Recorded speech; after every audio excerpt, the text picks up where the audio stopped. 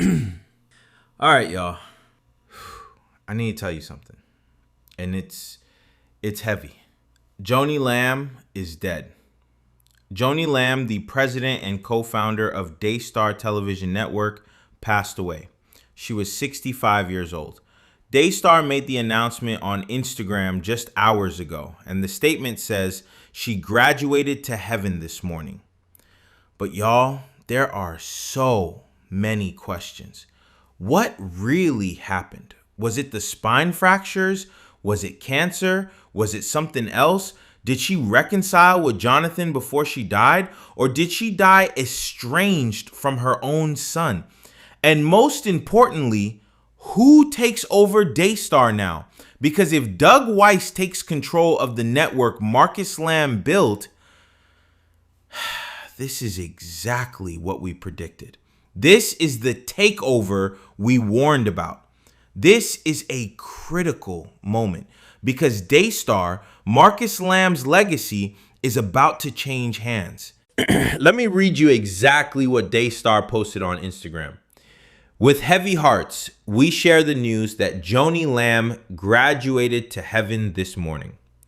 We know that she is in the presence of Jesus, reunited with Marcus, and receiving her reward for a beautiful life lived in surrender to the Lord. Joni has been an inspiration to millions, but most of all to her family and all of us at Daystar. She has modeled what it means to be fearless, to be bold, and to stand for righteousness even when it's unpopular. Her love and compassion for people were unparalleled. She will be so greatly missed. We are thankful that we do not grieve as those who have no hope. And until we see Joni again, we will continue in this mission of taking that hope, that good news, and that love to the ends of the earth. Now, the official statement says, Bedford, Texas. Daystar Television Network announced today that its president and founder, Joni Lamb, has gone home to be with the Lord. Lamb passed on Thursday, May 7th, 2026.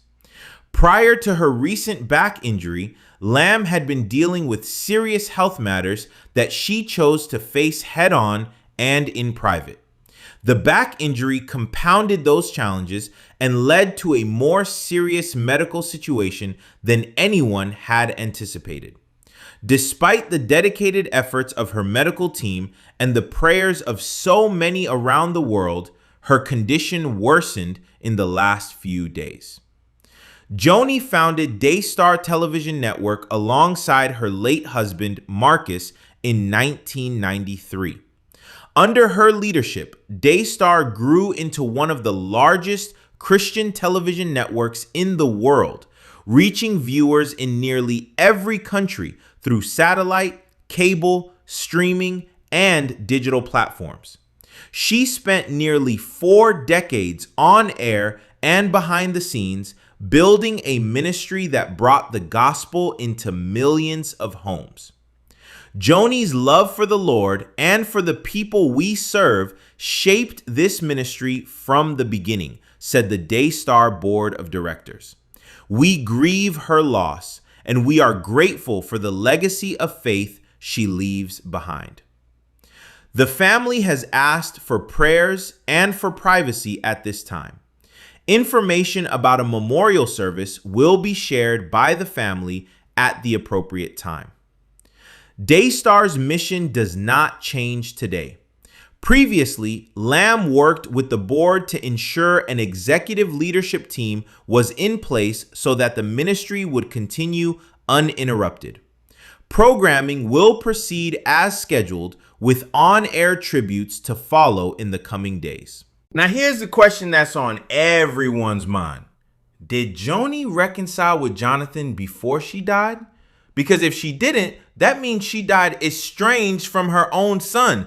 The son she fired, the son she exiled, the son she chose Doug Weiss over.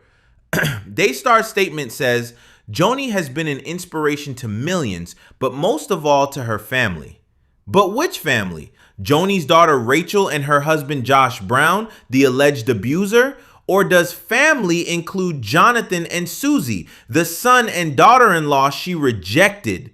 The statement says nothing about Jonathan, nothing about reconciliation, nothing about forgiveness, and that silence is deafening. Because if Joni had reconciled with Jonathan before she died, don't you think Daystar would have said so? Don't you think they would have mentioned it in the statement? Joni reconciled with her family before passing, or she made peace with Jonathan, or something, but there's nothing, which suggests that Joni died the same way she lived for the last few years, estranged from Jonathan, unrepentant about her choices, unwilling to admit she was wrong, and that's tragic. Now here's the big question. Who takes over Daystar now? According to the statement, Daystar's mission does not change today. Previously, Lamb worked with the board to ensure an executive leadership team was in place so that the ministry would continue uninterrupted. An executive leadership team, not a single leader, a team. But who's on that team? My guess, based on what we've seen. 1. Doug Weiss, Joni's husband, already hosting Ministry Now alone, positioned as the face of Daystar 2. Rachel Lamb Brown, Joni's daughter, married to Josh Brown, alleged abuser, been co-hosting with Doug 3. Rebecca Weiss 4. The Daystar Board of Directors, unnamed individuals who've been complicit in all of this. Notice who's not on that list? Jonathan Lamb, Marcus's son, the rightful heir to Daystar, the one Marcus was grooming to take over. He's been exiled, fired, cut out of the family business. And now that Joni is dead, I don't think he's coming back because Doug Weiss is in control now. Y'all, let me say what everyone is thinking. The takeover is complete. Doug Weiss won. Think about it. Marcus Lamb dies in November 2021. Doug marries Joni in 2023, barely a year and a half later. Doug systematically removes opposition. Doug positions himself as co-host of Ministry Now. Joni gets sick. Doug takes over hosting alone. Joni dies. I guess Doug is now part of the executive leadership team. This is exactly what we predicted. Doug married Joni for access to Daystar. He removed anyone who would challenge him. Marcus Lamb built Daystar for his family, for his son, but now it belongs to a stranger. The python wrapped itself around Daystar, and now it has consumed it. So what happens next? Here's my prediction. Memorial service for Joni, probably televised on Daystar. Tributes and testimonies about her life, carefully curated to avoid mentioning Jonathan or the scandals. Doug Weiss will likely speak at the memorial, positioning himself as the grieving husband. The executive leadership team will be formally announced in the next few months. Doug will likely become the primary face of Daystar.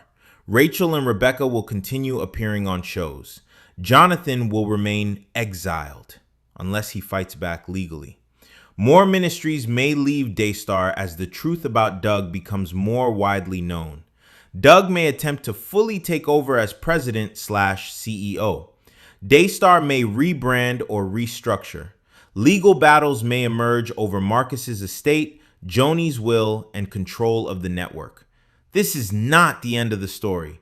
This is a new chapter, and it's going to get messy. Jonathan, if you're watching this, I'm so sorry for your loss. I know you and your mother were estranged. I know she chose Doug over you. I know she fired you and exiled you. But she was still your mother. And losing a parent, even one who hurt you, is painful. I hope and pray that you got to see her before she died, that you got to say goodbye, that you got to make peace. But if you didn't, I want you to know this was not your fault. You stood on biblical principles. You protected your wife and child. You refused to compromise, and your mother chose differently. That was her choice, not yours. And now you have another choice to make. Do you fight for Daystar, the network your father built, the legacy he wanted you to have? Or do you walk away and let Doug Weiss have it? I don't know what the right answer is, but I know this. If you don't fight, Doug wins, and everything your father built will belong to a stranger. So pray, seek counsel, talk to lawyers, but don't let your father's legacy be stolen without a fight. Drop your thoughts in the comments. Do you think Joni reconciled with Jonathan? Do you think Doug will take over completely? Rest in peace, Joni Lamb. May God have mercy on your soul.